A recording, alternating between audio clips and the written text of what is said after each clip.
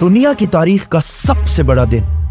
ये इतना इंपॉर्टेंट दिन था कि इस दिन से पहले मक्का में सिर्फ थोड़े ही लोग मुसलमान हुए थे, लेकिन इस दिन के बाद कुछ ही सालों में 3 कॉन्टिनेंट्स पर मुसलमानों की हुकूमत थी और मुसलमान दुनिया की सबसे बड़ी सुपर पावर बन गए थे। सुपर पावर बनने के बाद इतनी बड़ी एम्पायर के मुसलमानों को ऑर्गेनाइज करने के लिए हजरत उमर रज़ियल्लाहु ताला अन्हु, उस वक्त दुनिया के सबसे ताकतवर बादशाह, उन्होंने एक इस्लामिक कैलेंडर बनाया।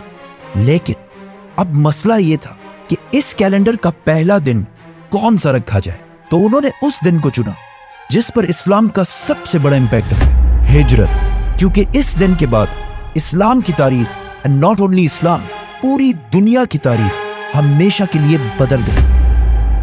12 साल तक रसूलुल्लाह सल्लल्लाहु अलैहि वसल्लम ने मक्का में इस्लाम की दावत दी, लेकिन 12 साल के बाद भी सिर्फ थोड़े ही लोग इस्लाम की तरफ आए। लेकिन ये थोड़े से लोग भी मक्का के काफिरों से बर्दाश्त नहीं हो रहे थे। तो जब उन्होंने देखा कि रसूलुल्लाह सल्लल्लाहु अलैहि वसल्लम के चाचा अबू तालिब वफात पा चुके हैं और अब मक्का में रसूलुल्लाह सल्लल्लाहु अलैहि वसल्लम को प्रोटेक्ट करने वाला कोई भी नहीं रहा, तो उन्होंने आखिर इस्लाम को वंस एंड फॉर ऑल खत्म करने का प्लान बनाया, मुहम्मद सल्लल्लाहु अलैहि वसल्लम को शहीद करने का प्लान। लेकिन इस सबसे पहले मक्का से 400 किलोमीटर दूर मदीना के 2 बड़े कबीले औस और खजरज के बहुत सारे लोग मुसलमान हो चुके थे और वो आप सल्लल्लाहु अलैहि वसल्लम को मदीना अपना लीडर बनाकर ले जाना चाहते हैं। तो उनमें से 72 लोगों ने मक्का आकर आप सल्लल्लाहु अलैहि वसल्लम को ये ऑफर दी, जिसको आप सल्लल्लाहु अलैहि वसल्लम ने कबूल फरमाया। जिसके बाद मक्का से मुसलमान आहिस्ता आहिस्ता बिल्कुल सीक्रेटली मदीना की तरफ शिफ्ट होना शुरू हुए। टोटल कुछ 70 या 80 मुसलमानों ने हिजरत की और आप सल्लल्लाहु अलैहि वसल्लम की जिंदगी को सबसे ज्यादा खतरा होने के बावजूद आप सल्लल्लाहु अलैहि वसल्लम ने तकरीबन सबसे आखिर में हिजरत फरमाई। मक्का वालों ने यह प्लान बनाया कि आप सल्लल्लाहु अलैहि वसल्लम के जाने से पहले ही वो आप सल्लल्लाहु अलैहि वसल्लम को शहीद कर देंगे। मक्का एक बहुत ही ट्राइबल सोसाइटी थी जिसमें एक ही फैमिली कुरैश के बहुत सारे कबीले आबाद थे और हर कबीला अपने मेंबर्स का हमेशा साथ देता था, चाहे वो सही हो या गलत। मक्का वाले इस बात से डरते थे कि अगर हम में से किसी एक कबीले ने भी रसूलुल्लाह सल्लल्लाहु अलैहि वसल्लम को शहीद करने की कोशिश की तो आप सल्लल्लाहु अलैहि वसल्लम का कबीला बनु हाशिम, जो मक्का के सबसे बड़े और स्ट्रॉन्ग कबीलों में से था, वो फिर उस कबीले को जिंदा नहीं छोड़ेगा। तो आखिर अबू जहल ने एक प्लान बनाया कि अगर एक कबीला रसूलुल्लाह सल्लल्लाहु अलैहि वसल्लम को शहीद नहीं कर सकता तो हम ऐसा करते हैं कि सारे कबीले मिलकर एक साथ उन पर हमला करते हैं, जिसके बाद बनु हाशिम हम सारे कबीलों से मिलकर लड़ने की कभी भी हिम्मत नहीं करेगा और इस तरह इस्लाम दुनिया से खत्म हो जाएगा। तो हर कबीले ने एक एक जवान को इस काम के लिए सेलेक्ट किया और बिल्कुल सीक्रेटली ये 11 लोग आधी रात को रसूलुल्लाह सल्लल्लाहु अलैहि वसल्लम के घर के बाहर पहुंचे। लेकिन जैसे ही सुबह हुई उन्होंने देखा कि रसूलुल्लाह सल्लल्लाहु अलैहि वसल्लम की जगह पर अली सो रहे हैं और आप सल्लल्लाहु अलैहि वसल्लम तो है ही नहीं। असल में आप सल्लल्लाहु अलैहि वसल्लम ने अबू बकर रज़ियल्लाहु ताला अन्हु के साथ मिलकर पहले से प्लानिंग की हुई थी और उसी रात आप सल्लल्लाहु अलैहि वसल्लम अबू बकर रज़ियल्लाहु ताला अन्हु के साथ मक्का छोड़कर जा चुके थे। अब मदीना मक्का के नॉर्थ में है, तो आप सल्लल्लाहु अलैहि वसल्लम को इस रास्ते से जाना चाहिए था। आप सल्लल्लाहु अलैहि वसल्लम मदीना की तरफ नहीं बल्कि साउथ मदीना से बिल्कुल ऑपोजिट यमन की तरफ रवाना हुए और मक्का से 5 किलोमीटर दूर एक केव गार में बना ली, क्योंकि उन्हें पता था कि उनके जाने के बाद मक्का वाले उनका जरूर पीछा करेंगे। और ऐसा ही हुआ।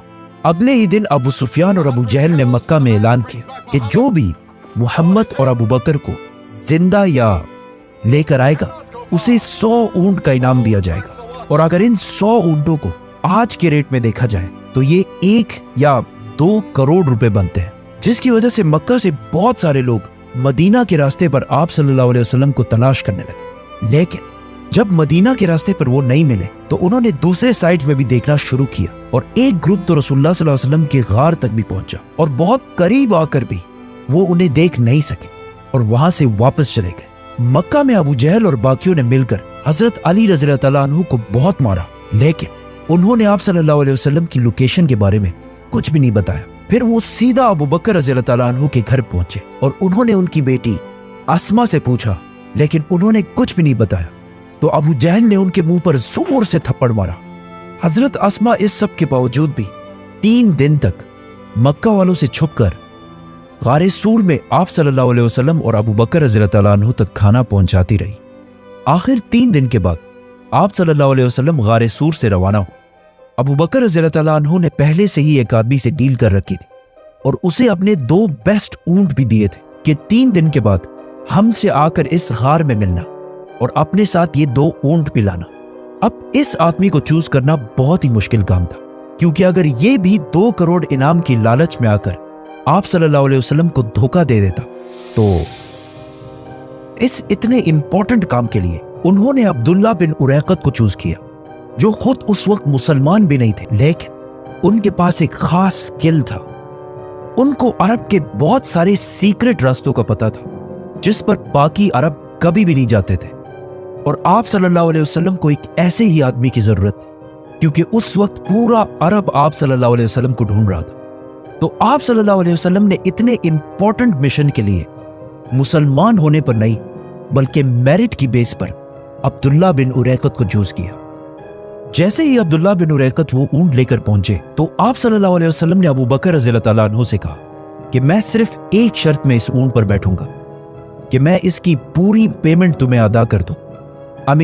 इतने सख्त हालात में भी आप सल्लल्लाहु अलैहि वसल्लम इन टाइनी डिटेल्स का भी ख्याल रखते थे। एंड नॉट ओनली दैट, जब मक्का का हर कबीला आप सल्लल्लाहु अलैहि वसल्लम को शहीद करना चाहता था तो आप सल्लल्लाहु अलैहि वसल्लम ने हजरत अली को जाने से पहले मक्का में छोड़ा ताकि वो उन अमानतों को वापस लौटा सके जो मक्का के लोगों ने आप सल्लल्लाहु अलैहि वसल्लम के पास रखी थी। अब्दुल्ला बिन उरैकत आप सल्लल्लाहु अलैहि वसल्लम और अबू बकर रज़ियल्लाहु तआला अन्हु को अगेंस्ट साउथ मदीना से बिल्कुल ऑपोजिट यमन की तरफ लेकर गया, और जब मक्का से बहुत दूर चला गया तो उन्हें वापस मदीना की तरफ मोड़ा और आप सल्लल्लाहु अलैहि वसल्लम को समंदर के बिल्कुल करीब से बिल्कुल सीक्रेट रास्तों पर मदीना की तरफ रवाना किया। मदीना पहुंचने से पहले आप सल्लल्लाहु अलैहि वसल्लम ने कुबा में कुछ दिन क़याम किया और आखिर कुछ दिनों बाद मदीना की तरफ रवाना हुए, और उस दिन मदीना वालों ने आप सल्लल्लाहु अलैहि वसल्लम का ऐसा इस्तकबाल किया जिसे आज तक दुनिया याद रखती है।